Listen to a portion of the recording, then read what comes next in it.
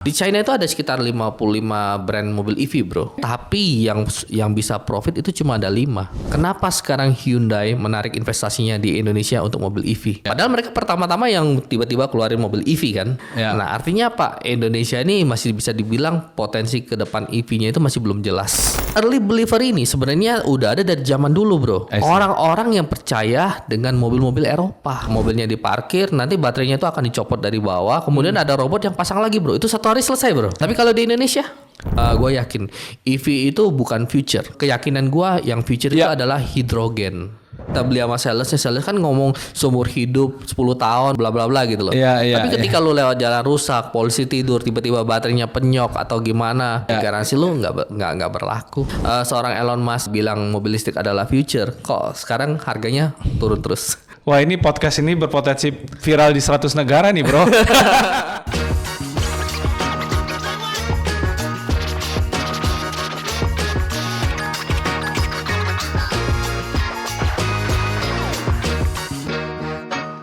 Selamat datang di Coolbiz sesi 3 dengan Bro Ricky Sen.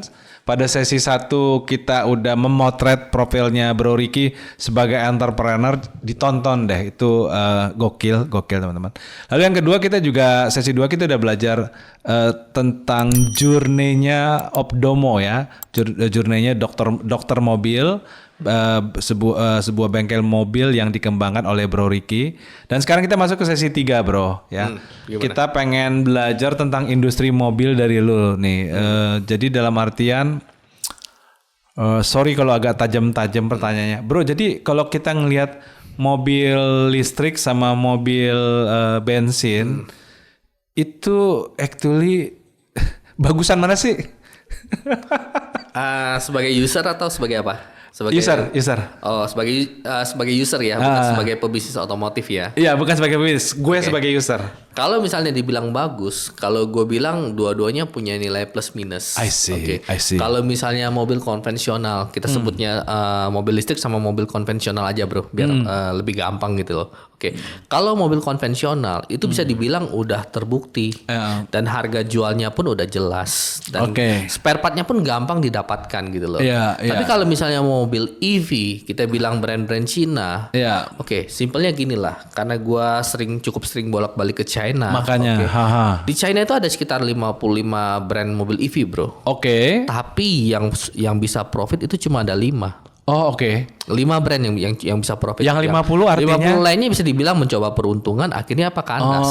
Brand coba-coba. Yes. Nah, kalau misalnya ditanya di Indonesia ini seperti apa? Mobil EV yang masuk Indonesia ini udah 10 brand lebih loh, bro. Betul. Dari China gitu loh. I see. Dan bisa dibilang kedepannya kemungkinannya ya masih belum jelas kalau saya bilang sih. Tapi ada indikasi jelasnya, bro. Sekarang kan gini. Kita lihat misalnya Astra, mereka kan misalnya dari Daihatsu, Toyota, itu produksi mobil EV-nya berapa persen? Tipis banget kan? Tipis banget.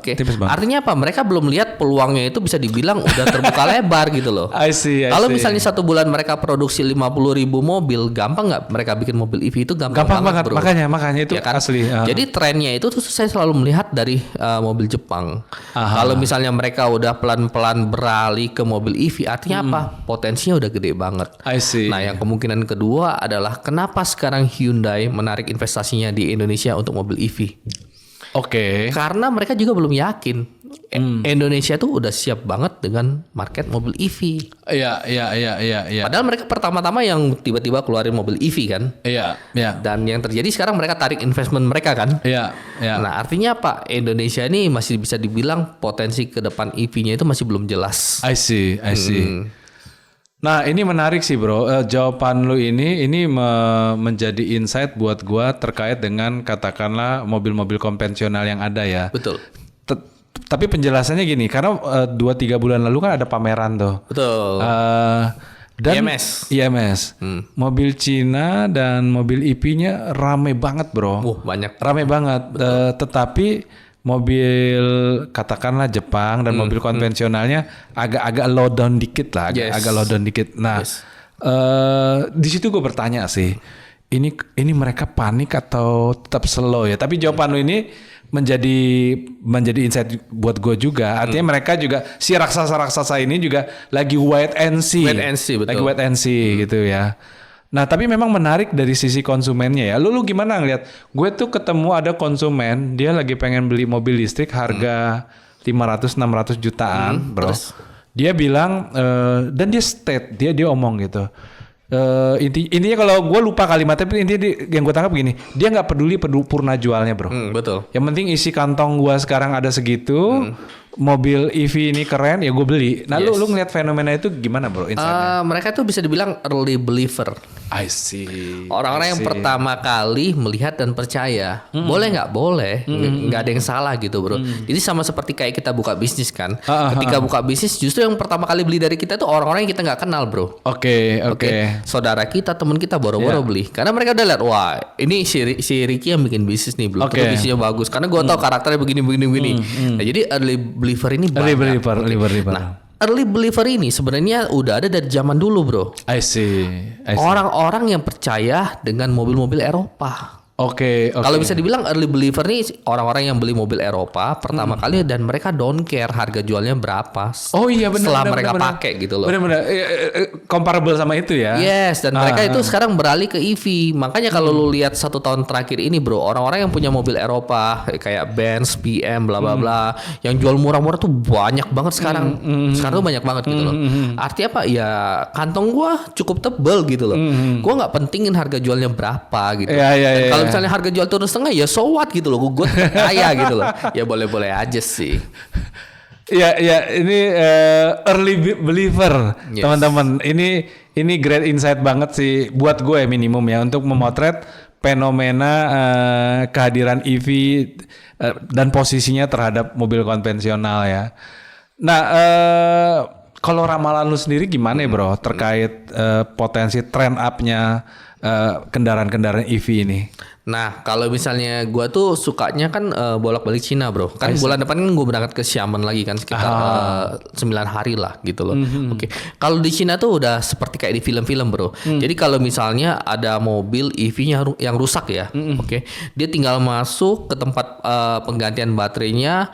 Begitu mobilnya diparkir, nanti baterainya itu akan dicopot dari bawah. Kemudian ada robot yang pasang lagi, bro. Itu 1 hari selesai, bro. Oke. Tapi kalau di Indonesia Iya. spare partnya lagi, baterainya lagi, komponen A, komponen B, komponen C, itu mesti tunggu import atau bla bla bla. Itu kan bisa dibilang customer journey-nya masih belum jelas.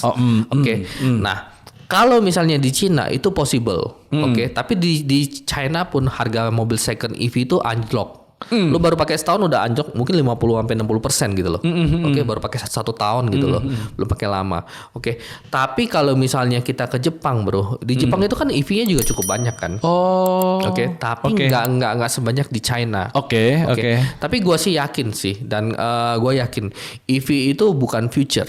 Kalau yang menurut keyakinan gua yang future itu adalah hidrogen. Oh, oke. Mobil dengan bahan bakar hidrogen itu future banget itu. Karena kalau misalnya kelebihannya dan kekurangannya ya. Kalau misalnya kita bilang bahan bakar mobil konvensional itu kan bisa dibilang gas buangnya kan bisa dibilang merusak udara. Iya. EV, Klasik lah itu. bisa dibilang EV.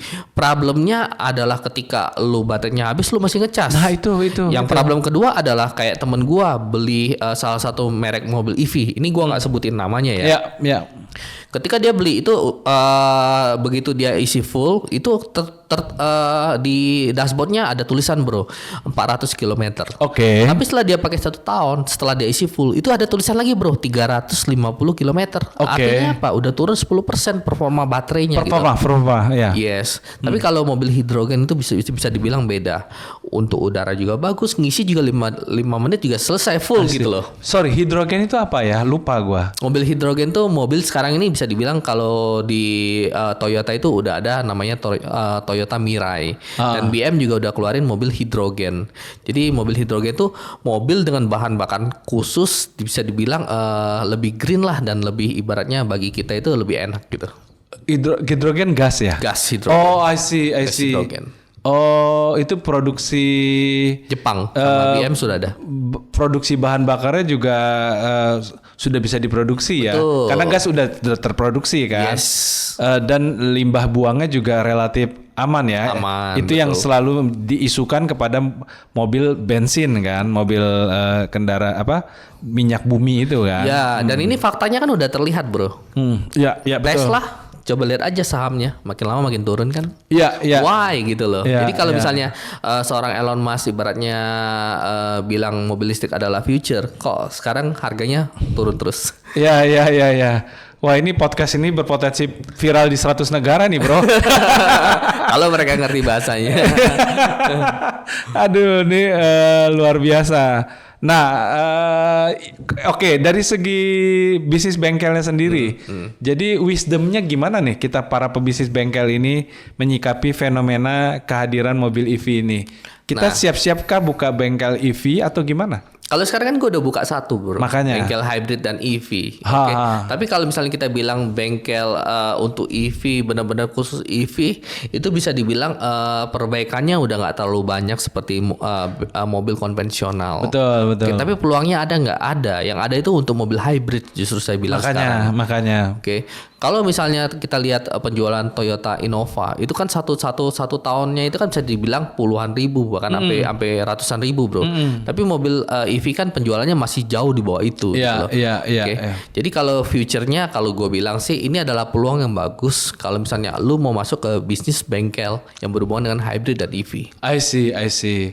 By the way, bicara EV itu sendiri juga sebenarnya karena gue bukan orang mobil ya, gue ada impresi sekilas kayak sebenarnya justru main gamenya yang hybrid itu ya, selain yang nitrogen ya. Yes. Main gamenya justru yang hybrid itu. Hybrid, betul. Jadi EV-nya itu sifatnya cuman cadangan ya. Tergantung, Bro. Oh, tergantung. Karena untuk bikin ekosistem EV itu kan nggak gampang, butuh support dari government juga, Ya. dari pemerintah, Ah, dari ah. charging stationnya, Charging station, charging gitu loh. station, ah. Kondisi jalan raya itu penting loh, Bro. Gimana Oke, tuh? karena banyak orang beli mobil EV tuh nggak tahu kalau misalnya baterainya ada penyok atau kepentok atau apa, garansinya nggak berlaku. Oh, itu yang kita jarang tahu. Itu bukunya itu perlu dibaca. Iya. Kalau misalnya kita beli sama salesnya, sales kan ngomong seumur hidup 10 tahun bla bla bla gitu loh. Iya, Tapi ketika lu lewat jalan rusak, polisi tidur, tiba-tiba baterainya penyok atau gimana, Iya. garansi lu nggak berlaku. I see. Ya, ini sangat menarik nih, Bro. Yes. Jadi ini last question dari gua soal ini. Jadi menurut lo sebaiknya mobil EV kita jadikan mobil pertama, kedua atau ketiga, Bro? Kalau gue sampai sekarang gue udah DP mobil EV, cuma gue belum bayar lunas gitu. Oke, jujur kalau sekarang gue sih sekarang masih nyaman dengan hybrid, Bro. Wah. Kalau gue sih, I karena see, gue I sering see. keluar kota, pergi-pergi gitu loh. Oke, dan gue nggak ada waktu untuk nunggu 1 jam atau 30 menit untuk ngecas gitu loh. Oke. Dan so far kalau menurut gue sekarang sih, kalau misalnya lu punya duit lebih nggak apa-apa beli mobil EV gitu loh. Buat mobil kedua atau mobil pertama atau ketiga? Mobil pertama nggak ada masalah. Kalau oke. misalnya lu punya Kalau duit dalam ya. kota kali lah ya, atau punya duit. Tapi kalau misalnya lu pengen sesuatu yang kayak seperti gua yang Yang keluar kota. mobilitasnya tinggi Mobilitas ya. tinggi, ya. Gua sih kepikiran beli mobil EV itu mobil kedua yang ketiga lah gitu. I see. Ya, siap, brother. Siap, thank you, Bro. Ya, thank you ya. Teman-teman, pada sesi 3 ini kuliah mendalam banget. Kuliah membumi ya, memahami tentang kondisi kemobilan kita nih, baik yang sifatnya menggunakan bahan bakar cair, gas, EV, dan bahkan perspektif melihat mobil dengan sistem hybrid tadi. Ini great insight banget buat kita di Coolbiz. Bro, thank you ya untuk you banyak, Bro sesinya. Hari ini gua belajar banyak banget nih. Sama-sama. Ya, salam sukses, brother. Yes. Yes. Salam sukses juga. Thank you. Thank you. Sorry, sebelum close, ini Ya. gua ada Cendramata ya, Yes. buku Udah Gini Aja dari Bro Sunil Tolani, master host dari Big Thinker. Ini buku tentang menata pikiran kita, Bro. Cuman dengan bahasa yang anak muda banget, Yes. dengan bahasa yang entrepreneur. Semoga berkenan, brother. Thank you banyak, Bro. Ya. Thank you Bro Ricky. Salam sukses. Salam sukses. Bye. Thank you.